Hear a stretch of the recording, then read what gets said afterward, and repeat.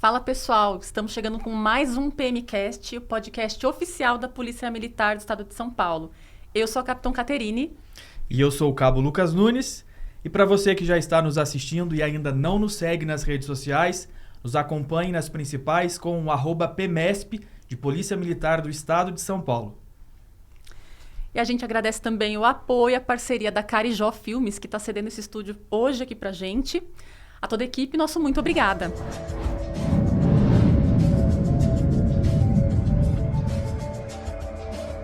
E hoje vamos falar com a nossa entrevistada, a doutora Ieda Reis. Ela é médica ginecologista, mastologista e obstetra. Está aqui para falar hoje com a gente do Outubro Rosa. Doutora Ieda, é um prazer recebê-la aqui hoje. Muito obrigada pelo convite, obrigada à Polícia Militar, Caterine e o Lucas. É um prazer estar aqui para falar de um tema tão importante. Perfeito, doutora. Então, já iniciando essa nossa conversa, eu peço que, por gentileza, a senhora já se apresente para nós, conte um pouquinho dessa trajetória, de como foi essa iniciação na medicina, a escolha pela profissão e a especialização que a senhora atua hoje, por gentileza. Tá joia. Para contar, não tenho para romantizar um minuto ou um momento marcante da minha vida. Desde que eu me lembro, eu sempre quis ser médica, então algo que já está aí comigo. E dentro da formação da medicina, ao terminar os 6 anos de curso, você pode optar por fazer uma subespecialidade. E eu escolhi a ginecologia e obstetrícia, que é uma grande área dentro da medicina. E aí eu falo que aí sim, desde o primeiro dia, eu já tinha gostado bastante, me apaixonado pela área da mastologia. E ao término dessa primeira especialização, primeira residência médica, eu segui com uma segunda residência médica, que é uma subespecialidade, a mastologia, que fazemos o estudo tanto das doenças benignas quanto malignas da mama, dentro da área da ginecologia. Então, acho que desde o primeiro contato, a primeira oportunidade que eu tive, essa foi a minha escolha e estou muito feliz com ela. Ah, que ótimo. E, doutora Ieda, já vamos entrar direto no assunto, né? O que é o Outubro Rosa e por que é tão importante para a população? O Outubro Rosa, ele é uma campanha mundial de conscientização e educação sobre o câncer de mama. O câncer de mama, hoje, no Brasil e em muitos lugares do mundo, é o número 1 em diagnóstico de saúde da mulher. A principal, neoplasia maligna ou câncer, como a gente fala de uma maneira mais acessível, dentre os diagnósticos da mulher. Então, é uma campanha mundial que teve início lá nos Estados Unidos e agora está em todo lugar, para que a gente possa conscientizar, trazer informação para a população e também acrescentar no dia a dia de todo mundo. E falando no câncer de mama, qual a situação hoje no Brasil? A gente está melhorando na questão da prevenção? Como que está essa situação hoje, principalmente na questão do atendimento às mulheres? Elas estão recebendo um diagnóstico precoce? Como que está a situação hoje no Brasil? A situação hoje no Brasil, infelizmente, ela ainda é longe daquela que a gente gostaria que estivéssemos. O INCA, que é o Instituto do Câncer, todo ano ele faz uma estatística de uma projeção de casos, e a projeção nesses próximos 2, 3 anos são de cerca de 73 mil novos diagnósticos ao ano de câncer de mama. E, infelizmente, a resposta para a sua pergunta é que hoje no Brasil, 2/3 dos casos de câncer de mama são diagnosticados em estadios avançados. E claro que isso pode varia, né, um pouco de região para região, de cidade para cidade, de acordo com o acesso à saúde, conscientização da população, mas esse é o número que eu não gostaria de estar trazendo aqui hoje. E que, nessa oportunidade que estamos agora do Outubro Rosa, temos que plantar uma sementinha para a gente mudar, para daqui a alguns anos trazermos aí esse número de maneira diferente. Capitão, eu queria pegar esse gancho que eu achei interessante que a senhora acabou de nos passar, é que, infelizmente, 2/3 do diagnóstico já é de casos avançados. Correto. Por que esse número ele é tão expressivo para casos avançados? Qual que é o fator que deve ser destacado? É o diagnóstico, é a própria mulher que não está seguindo ali os protocolos necessários para conseguir detectar isso de uma forma precoce, o próprio acesso às redes de saúde? O que se dá a esse fator? Provavelmente uma mistura, um mix de alguns fatores que a gente fala, que a gente pode dividir aí em 3 etapas. Uma etapa antes do diagnóstico, uma etapa durante, quando a gente já está durante uma investigação, e a etapa subsequente. No acesso à saúde, a gente pode ter uma falta de disponibilidade de exames, aquela mulher que não consegue fazer o seu exame de rotina. Isso é realmente uma realidade em alguns locais do país, mas a gente também já tem números que em alguns estados, assim, 15% das mulheres daquela faixa etária fizeram o exame de mamografia anual que deveriam ter feito, sendo que a gente não tinha só disponibilidade de 15% de mamografias. Então, apesar de ter o exame disponível, as mulheres não conseguem chegar nesse exame, então isso é um fator aí de atraso, provavelmente.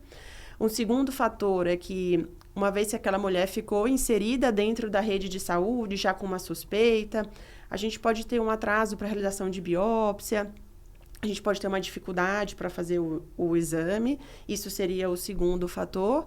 E a gente tem um terceiro fator que pode dificultar todo esse acesso, que acaba sendo uma negação da própria paciente, que ela sente alguma coisa, fez o exame alterado, mas por algo independente da vontade dela, a gente vai chamar isso de negação, ela não consegue seguir, não consegue ir para frente, não consegue ter o seu tratamento feito, comparecer às consultas. Então, acredito que uma mistura desses 3 fatores, dificuldade de acesso, uma vez estando dentro do sistema, vou falar assim, um atraso e uma terceira causa aqui da própria paciente. E assim, o que nós mulheres podemos fazer, né? O que a gente precisa saber? Quais são os fatores de risco e o que nós podemos fazer para nos protegermos, né? Ou para diagnosticar cedo ou para me proteger, para evitar de ter lá na frente um câncer. Então, essa sua pergunta é ótima. Acabei de explicar que a gente tem muito caso, muito diagnóstico, os casos são avançados. Então, naturalmente, Ieda, o que podemos fazer para mudar isso? Um principal fator de risco para câncer de mama, e às vezes é até meio bobo falar isso, é ser mulher. Né? Ser biologicamente mulher é o principal fator de risco. Isso não temos muito como modificar. Mas temos outros fatores. Aliás, não temos como mudar de forma nenhuma. De forma nenhuma. Mulher. Biologicamente mulher. Então, nós temos que ajustar alguns fatores que vão ter um papel menor, sempre quando comparado ao biologicamente mulher, mas a gente pode atuar. Estilo de vida saudável, estar dentro de um peso adequado, uma alimentação balanceada, hábitos como não fumar, não beber, consumo de bebida alcoólica. Todos esses fatores que eu falei vão ter um impacto aí ao redor de 30% na redução da chance de uma mulher ter câncer de mama ao longo da vida. Então, 30% não é um número desprezível. É um fator 30%. Que a gente pode atuar. Outros fatores aí relacionados à saúde da mulher de maneira geral. O uso de hormônios, sejam eles como contraceptivos ou como reposição hormonal, eles aumentam um pouquinho o risco de câncer de mama da mulher ao longo da vida. Então, a gente não vai contraindicar o uso dos hormônios, porque eles têm um papel muito importante na vida da mulher, mas a gente vai indicar somente se necessário. Então, aquela mulher que precisa usar, vai usar, e aquela mulher que não precisa, não vai usar. Outro fator que a gente pode atuar, aquelas mulheres, quando engravidarem, a gente precisa estimular a amamentação. A amamentação, ele é um fator protetor, diminui a chance de uma mulher ter câncer de mama ao longo da vida. Então, essa é uma estratégia que a gente pode utilizar. Veja, eu não tenho como recomendar a gestação e a amamentação com o objetivo único de diminuir a chance de câncer de mama, mas quando tivermos a oportunidade a amamentação tem vários outros benefícios e aqui um benefício a mais para diminuir o risco de câncer de mama. O próprio fato de ter filhos, né? Ter filhos também diminui a chance da mulher ter câncer de mama. Se a gestação for um pouco mais jovem, isso também diminui esse número, mas são fatores que a gente pode ir ajustando no dia a dia da mulher. E doutora, a gente tendo essa explicação aí dos fatores de riscos, voltando na explicação anterior que a senhora deu, que dos 3 pontos da evolução do câncer de mama nas mulheres, o terceiro é a negação, quando a mulher ela acaba não se permitindo realizar os exames, até por conta de medo. Tem aquela mitigação da frase, quem procura acha, e tem medo de procurar e encontrar algo.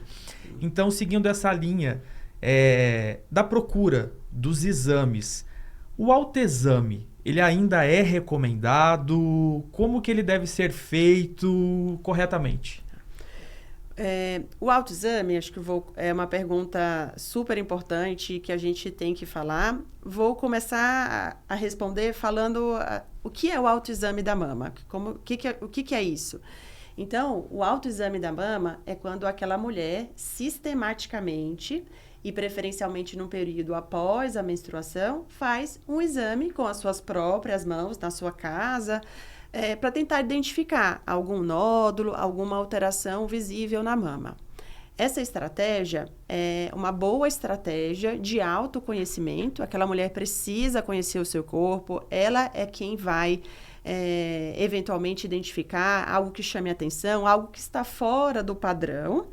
Mas o autoexame não deve ser recomendado como uma estratégia de prevenção ao câncer de mama. Algo principal, né? Algo principal, não. Porque a nossa ideia é fazer um diagnóstico precoce. E esse é o grande papel dessa campanha do Outubro Rosa. Nós queremos incentivar, claro, se alguém tiver um diagnóstico, nós vamos tratar, prosseguir o tratamento. Mas a ideia aqui é no intuito do que a gente poderia vamos chamar de prevenção. Ou diagnóstico precoce, que é como a gente mais pode atuar. Então, o autoexame das mamas, ele vai detectar uma lesão palpável, uma lesão que a própria mulher sentiu.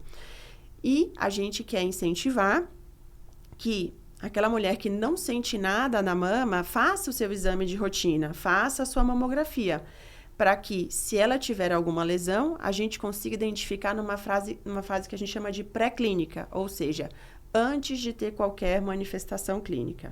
E aí eu trago um número para vocês, que é um número muito bonito para a medicina, que é atingível em poucas especialidades, mas essa é a nossa realidade. A gente tem hoje em dia que o diagnóstico precoce para o câncer de mama, que é aquele diagnóstico que a mulher fez sem sentir nada, sem ter queixas, não achado de um exame de mamografia, pode trazer 98% de chances de cura para o câncer de mama. Então, esse é um número não atingível para muitos outros casos de câncer ou questões da saúde, mas esse é o número real. Ela vai ter o diagnóstico, ela vai ter algum trabalho para tratar, vai ter um acompanhamento, vai ter um processo de cirurgia, às vezes quimioterapia, às vezes radioterapia, mas a gente vai conseguir uma taxa aí de 95%, 98% de chances de cura. Então, esse número é bem relevante. Muito. Bastante. E só comentar, né? Na Polícia Militar, a gente tem uma inspeção anual de saúde. Todos os policiais militares, homens ou mulheres, fazem exames anualmente, passam por consulta médica. E nós, mulheres, né, a partir dos 40 anos, nós fazemos a mamografia. O médico pede pra gente, indica também para o ginecologista, para o mastologista. E é feito o exame de acordo com a orientação do médico, né? E é passado por uma avaliação. Então, a gente tem esse acompanhamento anual, ainda bem, né? Ótimo. E qual que é a diferença? Tem uma idade certa para começar a fazer a mamografia? Ou tem uma indicação correta, uma indicação específica? Como que é feita essa seleção? A mamografia de rotina, que é essa que a gente está falando, e toda vez que eu falar aqui de rotina, é bom esclarecer que é para entender que é aquela mulher que não tem queixas, ok? Se a gente está frente a uma mulher que tem uma queixa na mama, a gente vai investigar essa queixa. E aí a gente entra em um outro cenário aí de exames e de condutas. Mas falando de uma mamografia de rotina, aquela mulher que foi à sua consulta fala, não sinto nada, vim aqui na minha avaliação anual para fazer meus exames preventivos. A mamografia de rotina, ela é recomendada a partir dos 40 anos de idade. Atualmente, a Sociedade Brasileira de Mastologia, a Federação Brasileira de Ginecologistas e Obstetras, recomenda que isso seja feito anualmente, ok? Até ao redor dos 75 anos, a princípio entre 40 e 75 anos. Algumas sociedades acabam recomendando entre 40 e 50 anos que seja feita bianual a cada 2 anos, mas a recomendação atual da Sociedade Brasileira de Mastologia é entre 40 e 75 anos, de uma maneira geral, anualmente. Então, fica mais do que evidenciado essa importância dos exames periódicos, a procura recorrente dos médicos, aquele médico que você de confiança já tem, né, que a gente acaba já conhecendo durante a vida, essa importância de procurar para realmente conseguir o diagnóstico precoce. E doutora, o câncer de mama, ele tem algum sintoma característico que a mulher ela possa vir a sentir e isso corroborar com a identificação? Sim, o câncer de mama, ele traz algumas alterações e as principais delas são nódulo, ou a gente pode falar um caroço, uma bolinha palpável na sua mama. A gente pode ter a vermelhidão, a pele da mama ficar vermelha, de uma coloração diferente, ou o espessamento da pele da mama, ela fica mais espessada, com um aspecto que vai lembrar uma casca de laranja. A gente fala dessa forma para ficar mais fácil para entender. Alguns outros sintomas, como o fluxo papilar, que é a saída de líquido pelo mamilo da própria paciente de maneira espontânea, ou algumas outras alterações, como nódulos palpáveis também na região maxilar. Um fator que pode acontecer relacionado ao câncer de mama é o fato de ter dor na mama de maneira persistente, é algo que deve chamar a atenção. A gente sabe que as mulheres podem ter dor na mama de maneira cíclica relacionada ao ciclo menstrual, mas aquela dor que fuja aí do seu padrão também deve ser avaliada.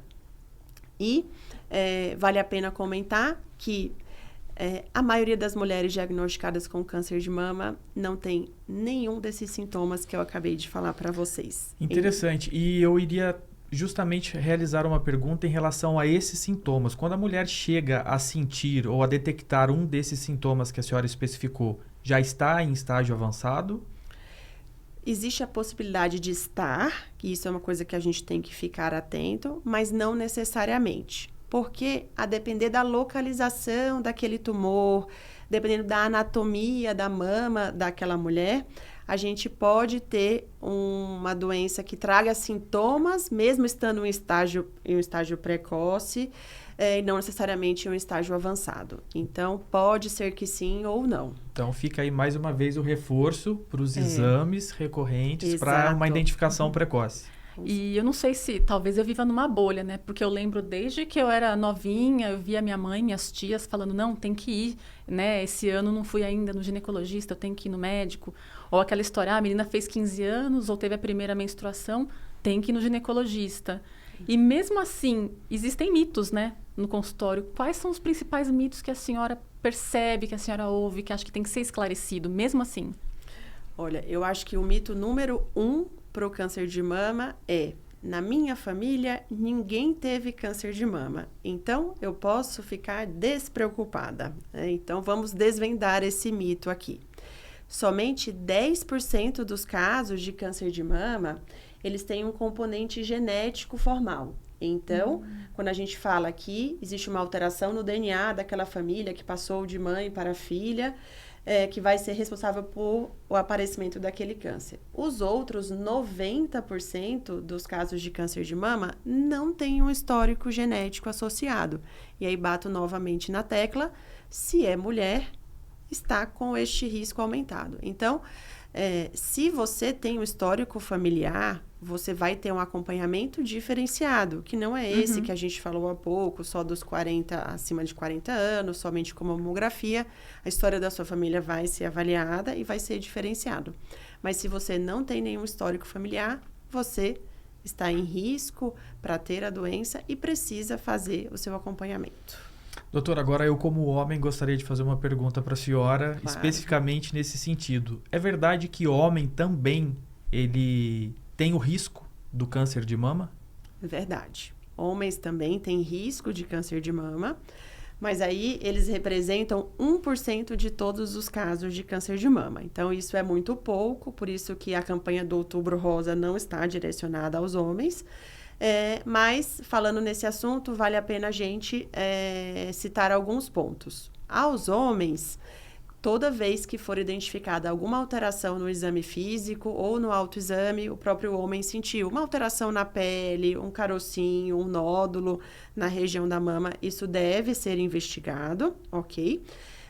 E atenção àqueles homens cujas famílias têm várias mulheres com câncer de mama, porque nos homens a gente pode ter também essa alteração genética, essa mutação, que facilitaria com aquele caso do homem e de outras mulheres da família. Mas são 1% dos casos. Mesmo sendo 1%, e a campanha do Outubro Rosa, ela especificamente ser voltado ao público feminino, todo homem tem uma mulher em sua vida. Correto. Então, seja a sua mãe, irmãs, namorada, tem uma mulher ali. Então, é importante também o homem acompanhar as campanhas para que ele também auxilie nesse incentivo, na busca pelo diagnóstico precoce, até porque também a gente já teve informações em outros podcasts, em demais entrevistas, que é recorrente os parceiros, eles mesmos conseguem identificar através do toque, na relação pessoal, na sua parceira ali, o câncer. Então, é importante também o homem ter esse conhecimento e das formas de prevenção. Sim, com certeza. E como que um familiar pode, né, apoiar uma mulher que recebeu o diagnóstico de câncer de mama? Assim, o que a senhora recomenda para a gente? O grupo de apoio, e aí a gente pode colocar a família, o parceiro, os amigos, quem está junto tem papel fundamental, juntamente com a equipe médica, para o sucesso do tratamento daquela paciente. A gente pode chamar, talvez, de jornada, o que vai acontecer antes, durante e depois daquele tratamento. Acho que o principal papel desses acompanhantes da rede de apoio é muito simples falar, mas às vezes é difícil acontecer, é estar presente, né? Precisa ter alguém trazendo suporte, seja físico, seja psicológico para aquela pessoa, e nada melhor do que alguém dar confiança dela, que já esteja na vida dela para apoiar. Trazer aí, estar presente, então acompanhar numa consulta, que é algo que é completamente factível para a maioria das pessoas, acompanhar para uma sessão de quimioterapia, a paciente que foi submetida a uma cirurgia, poxa, será que eu posso te ajudar em alguma coisa na sua casa no dia seguinte? Então, todo esse papel que a gente vai chamar de rede de apoio é importante. E, já que você me fez uma pergunta, eu acho que vale a pena também trazer aqui a dica do que eu acho que as pessoas que são parte da rede de apoio da paciente com câncer de mama não deveriam fazer. Importante. Okay? Então, Excelente. tem o que deveriam e o que não deveria fazer. Então, a gente sabe que a mama é parte muito importante do corpo da mulher, físico. É uma identidade que traz da mulher a mama, assim como o cabelo, que muitas vezes pode sofrer alterações ao longo do tratamento. Sim. Então, uma dica do que não fazer. Não tecer comentários a respeito do cabelo da mulher. Não tecer comentários a respeito da mama da mulher, ok? A gente sabe que isso faz parte do tratamento, e se você não é aquela pessoa que está o tempo todo, quem mais sabe daquilo é a própria mulher. Então, Pode ser que o cabelo caia e que depois ele vá crescer, mas toda mulher tem o direito de ter a perda e o sofrimento e de estar bem ou de não estar tão bem com as suas mudanças físicas. Então, em relação à mama, em relação ao cabelo, mudanças físicas que podem acontecer no corpo durante o tratamento, eu acho que a minha dica é, se possível, evite ou não faça esses comentários. Uma outra dica importante é evitar comparações, né? Nós médicos, né, se eu tenho 2 pacientes que eu estou acompanhando, eu nunca vou conseguir dizer que aquele de uma paciente, por mais parecidas que sejam, são comportamentos diferentes, cada paciente é uma paciente. Então, às vezes, tecer os comentários de, olha, eu conheço alguém que ela não fez o tratamento que você está fazendo, ela fez um tratamento diferente, acho que o seu está errado, né? Isso pode, acho que trazer, eu até entendo que a intenção da pessoa é ajudar, que ela está, né, trazendo ali informações, mas às vezes traz mais insegurança do que segurança para aquela paciente que está tão fragilizada. Doutor, e não só também de terceiros, o próprio paciente, é importante a gente frisar aqui, de não se comparar, de entender ali o seu tratamento, o seu processo como algo único, como algo que deve ser encarado ali de uma forma necessária e com as orientações médicas, sem se comparar. Porque, de fato, cada caso é um caso, como a senhora mesma aqui está dizendo, e isso implica realmente no tratamento, na reação do paciente, correto? Correto, exatamente. O impacto emocional deve ser muito grande, né? Como a senhora falou, né? A mulher tem uma relação muito antiga, né? O cabelo da mulher, né? A mama, o seio da mulher é muito impactante para ela. E agora, sim, para a mulher que foi diagnosticada, né? O que ela tem o que a senhora observa que tem sido mais benéfico nessa parte emocional para essas mulheres? Então, acho que hoje em dia nós temos técnicas cirúrgicas que possibilitam a reconstrução da mama. Então, toda vez que a gente fala de câncer de mama, a maioria das vezes vai envolver uma cirurgia que vai trazer aí maior ou menor impacto fisicamente na mama da mulher. Hoje em dia a gente tem técnicas de reconstrução de mamas muito avançadas que podem utilizar tanto próteses quanto outras partes do corpo da mulher para trazer essa reconstrução e devolver a autoestima da mulher durante esse período. Algumas outros locais a gente tem a possibilidade de, durante a quimioterapia, fazer o uso de uma touca térmica que diminui ou pode diminuir a queda de cabelo durante a quimioterapia. Isso aí é outro fator que traz um impacto bem importante na questão de autoestima. E, além disso, o acompanhamento psicológico tanto daquela mulher quanto, acredito eu, da família, de quem está junto com ela no cuidado, ao longo do tratamento, é um fator bem importante que a gente tem hoje em dia para melhorar essa jornada da paciente ao longo do seu tratamento. E doutora, nós como instituição, como Polícia Militar do Estado de São Paulo, nós estamos aqui construindo esse espaço, abrindo esse espaço para a gente ter essa conversa e levar essas informações a quem está nos assistindo, ao nosso público. E qual que é a visão que a senhora tem para outras instituições, como escola, empresas, até mesmo outras forças de segurança? Quais as campanhas que eles podem realizar para continuar fortalecendo essa campanha do Outubro Rosa, da prevenção contra o câncer de mama? Olha, essa iniciativa de vocês é muito legal e eu acho que dentro da campanha do Outubro Rosa, ela é algo que pode ser reproduzida em outros locais. Nós temos diversas formas de atingir a população, podem ser como palestras, como materiais, hoje em dia redes sociais que podem fazer aí o uso dessa divulgação. E, de maneira geral, é algo que aqui dentro do câncer de mama é algo que é simples, né? A informação que a gente consegue trazer é simples e factível e aplicada à prática do dia a dia. Eu sei que eu estou pedindo uma mamografia, que é um exame que pode ser desconfortável, pode ser chato, pode ser ruim, mas, de maneira geral, é um exame no ano. Então, a gente tem aí algo que é completamente encaixável na rotina, nas rotinas corridas de hoje em dia, e trazer essa informação, tanto para as mulheres quanto para quem está junto, porque acho que se você gosta de alguém, né, pode cuidar, perguntar, olha, tá tudo bem com a sua saúde, você fez seus exames preventivos esse ano. Acho que plantar essa informação que vai ser divulgada dentro de uma instituição, que vai levar para casa, para o convívio dos amigos, da família. Então, acho que isso é uma forma bem legal e factível de acontecer. E a senhora acha que estamos avançando em relação às campanhas? Se for comparar anos anteriores, hoje, estamos avançando com as campanhas? Isso tem dado resultado? Sim, com certeza, tem dado resultado. São campanhas boas, que trazem mais acesso e mais informação à população. Acho que caminhamos bastante, mas acho que ainda temos um longo caminho aí para caminhar. Então, vamos continuar incentivando. Com certeza. E o que a senhora diria para aquela mulher que está em casa e está com receio de fazer o exame? Ou porque nunca fez, ou porque uma amiga fez e teve um diagnóstico. O que a senhora diria para ela?